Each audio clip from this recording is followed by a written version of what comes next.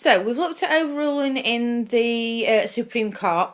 Now we need to look at the power of the Court of Appeal and their powers to overrule. So obviously we know the Court of Appeal's position in the hierarchy, but if there was a question with regards to the Court of Appeal, I would always use that introduction to make it clear what the power and the position of the Court of Appeal is within the hierarchy. Now, obviously we know that it binds lower courts. We also know that it has to follow Supreme Court and European Court of Justice. The issue is that the Court of Appeal is bound by its own decisions. However, as it mentions down there, there is limited exceptions. And really there's a lot to talk about within this aspect about whether they should be bound or shouldn't be bound by their own decisions. But before we get onto that, we just need to explain about the Court of Appeal's two divisions. Now, you should be aware again when we looked at the hierarchy, we mentioned that the Court of Appeal has two different divisions. It has a civil and a criminal. Now, ultimately, with this civil and criminal, what you need to understand is that even though the Court of Appeal are bound by their own decision, each division does not bind each other. So if there was a case in the criminal division and a case in the civil division that touched upon similar things, they are not bound by each other's decisions and therefore can ignore them. However, like everything, they are persuasive. So if a criminal division wants to follow a civil division's decision, they can do, and vice versa. Probably the best example of that is the case of Rie. Rie is a one-off unique case and had an impact in both civil and criminal law. So if you remember with Rie, it was a conjoined twins.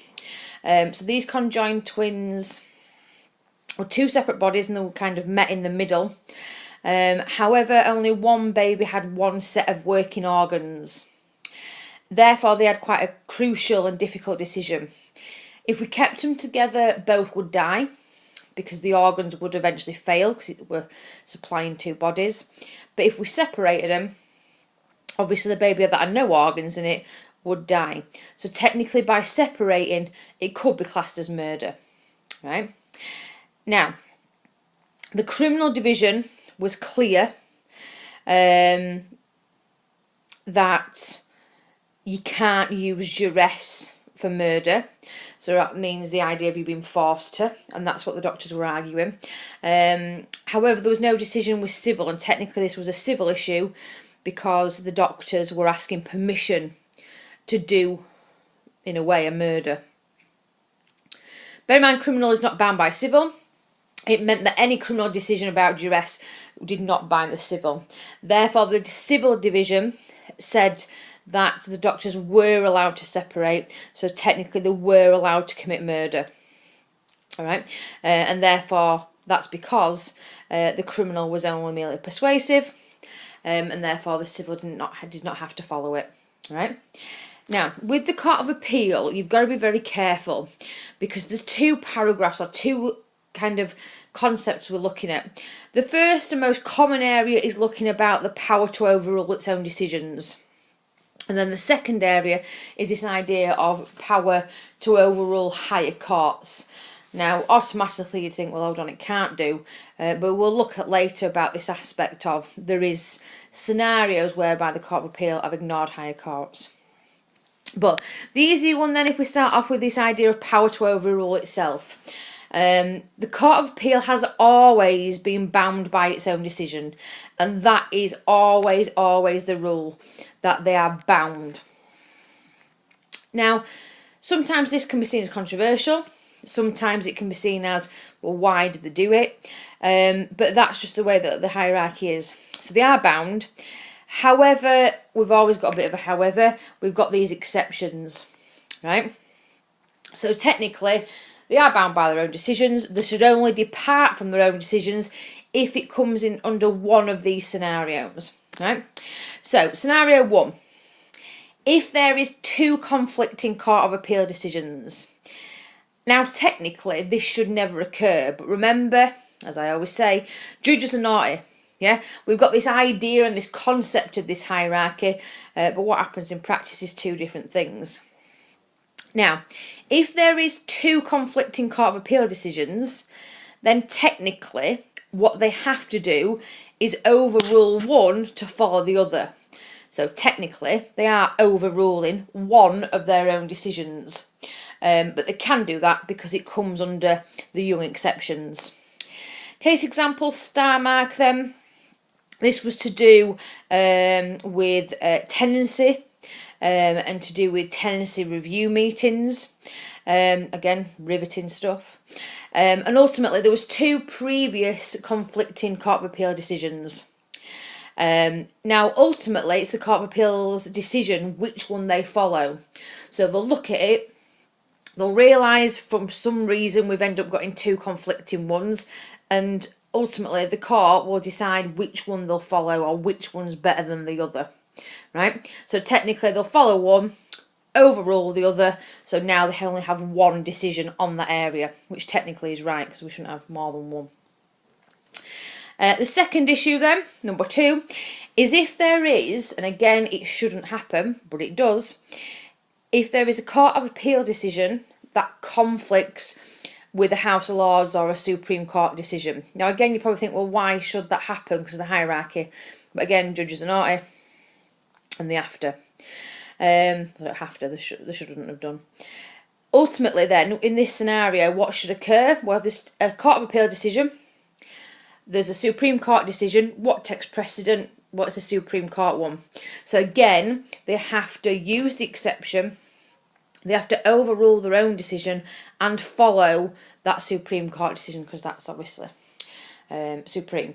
Fitzsimmons, again, very, very briefly, this is just example of that. So again, you don't need massive amount of facts or no facts, you literally need to drop in that name. So basically the Court of Appeal had to overrule one of their own decisions and follow a House of Lords decision. And then the last one, number 3, probably the most common and probably the most flexible. And basically this is saying that a Court of Appeal can overrule their own decision if that previous decision has been made per incurium, i.e. an error. The trouble is with exception number 3 is that a lot of the time they can justify that whenever. So that's why it's most commonly used and there's more leeway in that. Ricketts v Carty then, so this was a judge looked at the law that he should follow. He realised that he ignored a law called the Rent Act, so therefore he declared it per incurium, said right, I don't have to follow that because there's an error, it's per incurium, so I'm going to overrule that decision and make a new one. Right, now they're the only 3 exceptions, and it shouldn't occur a lot. And probably, like I say, the most one that occurs is exception number 3. However, the criminal division has a little bit more flexibility, right? And again, the reason why criminals sometimes need more flexibility is obviously people's freedoms at stake. So technically there is a 4th exception, but it's only for the criminal division. And basically this is when the previous law that they should follow has been misapplied or misunderstood. So we're saying, yeah, this is what we should follow, but we've realised the law's been misapplied or misunderstood, so I'm going to overrule it and make a new one. Right, and Gould, all you need to make it clear then is that they use that 4th exception. So again, just to make it clear that they overruled a Court of Appeal decision and created a new one. One of the main problems that students find really, really difficult is that there's 2 types of question that can come up on this area. And I've tried to make it as clear as possible on here what those 2 types of questions are. Now, the first type of question is describe the Court of Appeal's power regarding its own decision. So in other words, what powers the Court of Appeal got to do just with their own decisions. Right, so basically it's the page we've just gone through. So the main focus is you talking about TCP, yeah, and the young exceptions. Whereas the broader question is the second one, which says describe powers of the Court of Appeal. So that's a lot more vague. That's just saying, look, describe what power the Court of Appeal has. So it's not specifically being a narrow question about its own decisions. It's saying, look, what's power of the Court of Appeal? So if it's the first one, then regarding its own decisions, you just have to do page 1. If it's the broader question about, right, tell me what the Court of Appeal's power has, then you need to do the page we've just done, so page 1. And you also need to do page 2, right? So what does this page 2 entail? It covers 2 points. It covers what we've slightly mentioned before about their position in the hierarchy. So the idea that they've got the power to overrule lower courts. Obviously, the Court of Appeal is an appeal court, so it hears appeal from lower. They also have referrals from the Attorney General. And this is when we've had some sort of issue, some sort of problem. So it could be a technical problem to do with a point of law, or it could be a problem to do with unduly lenient sentences. So I'll give you an example, something that's been in the news. If you know the Chad Evans case to do with a footballer who were accused of rape, it's actually the Court of Appeal who are reviewing his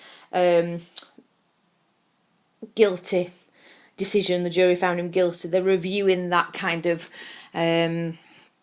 decision at the moment, and at some point they should make that decision whether that decision was right, that he was guilty, or whether there were problems and they could make him not guilty. So a lot of the time the Court of Appeal do a lot of things like special appeals, or where there's an Attorney General have had some issues. Now, the other thing that again people find a little bit complicated is this idea of them overruling higher courts. Now, obviously, we know that due to the hierarchy, the Court of Appeal should not follow higher courts, overrule higher courts. However, judges are naughty, they don't always do what they want to do, and the concept of the hierarchy sometimes is a theory, not always in practice. So, in a nutshell, should Court of Appeal ignore Supreme Court? No, they shouldn't. However, they should ignore it if there's a new decision from the European Court of Justice. Why? Because the European Court of Justice is even above the Supreme Court, right? So the idea really is that if you're a Court of Appeal judge, you look what the previous law is and you realise there's a previous law from the Supreme Court, and there's just a new, hot off the press, new law made by the European Court of Justice. Which one takes precedent? Which one's higher? What is the European Court of Justice? Right? So Sharp is a very good example of that. It was to do with equal pay for men and women. We had a law that was made in the House of Lords. We had a law that was made by Europe. Which one should we follow? We always should follow Europe. So again, it's just a good example that the Court of Appeal ignored a House Law decision and followed the European Court of Justice, which ultimately is what they should do because Europe always is above.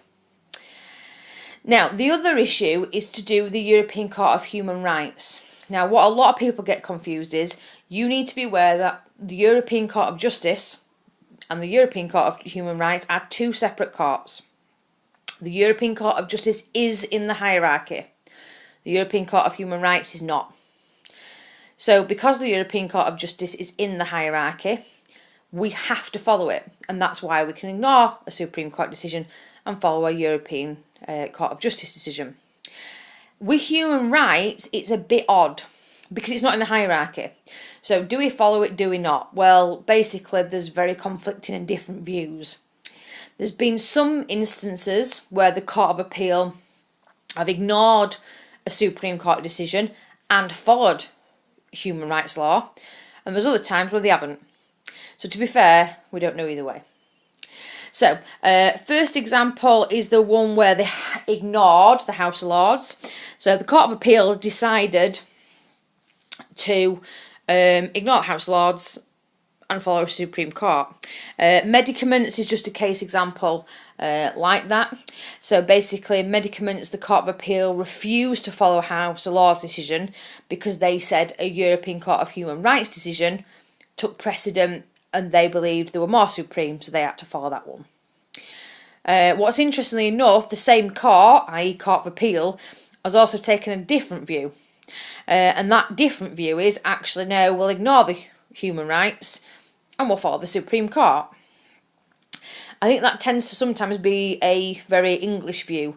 Sometimes we follow human rights when we want to, and other times we don't. Right? So, case example of Price is an example of the other way around, where they said, no, we'll not follow human rights, we'll follow Supreme Court instead. So basically they can just pick and choose, right? Price was the one to do with the gypsies, and there were some gypsies who moved on to Leeds City Council land without consent, and it's whether we could chuck them off or not. The human rights made obviously the idea that the gypsies had rights to stay there, and the House of Lords decision said they didn't. So Court of Appeal in Price this time, randomly, said, we can ignore human rights law this time and we'll follow the House of Lords instead. So very, very conflicting views. So remember, just going back to the top with your two possible questions, right? That first one is narrow. Yeah? So that's just asking about the Court of Appeal's own decisions.